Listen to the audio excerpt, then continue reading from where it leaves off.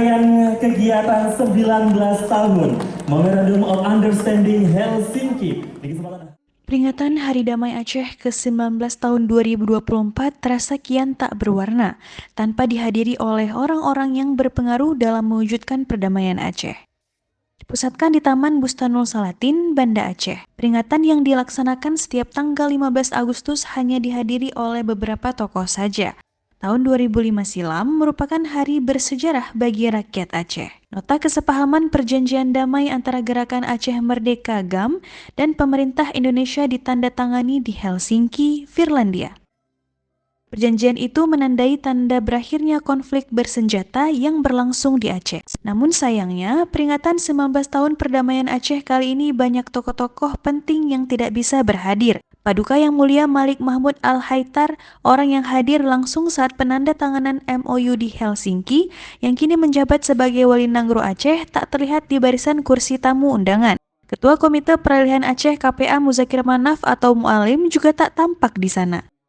Begitupun dari pihak pemerintah, penjabat Gubernur Aceh Bustami Hamzah hanya diwakili oleh Asisten 1, sedangkan dari DPR Aceh diwakili oleh Ketua Komisi 1, Iskandar Usman Al-Farlaki. Ketua Badan Reintegrasi Aceh BRA Suhendri yang hadir bersama Kepala Sekretariat Darmansyah terlihat duduk di kursi depan bersama tamu undangan lainnya.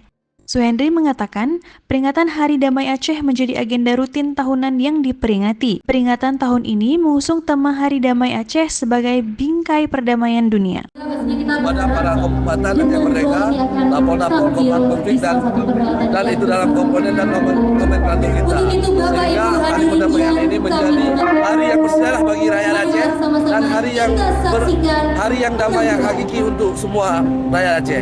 Itu mungkin harapan saya untuk Aceh yang ke depan lebih dari pemerintah pusat dan pemerintah daerah supaya kedepannya dibutuhkan dalam MOU terrealisasi secepat mungkin. Itu harapan saya. Dalam kegiatan peringatan Hari Damai ini masih seperti pada tahun-tahun sebelumnya dengan pemberian santunan kepada anak yatim dan pemberian sertifikat tanah kepada eks-kombatan.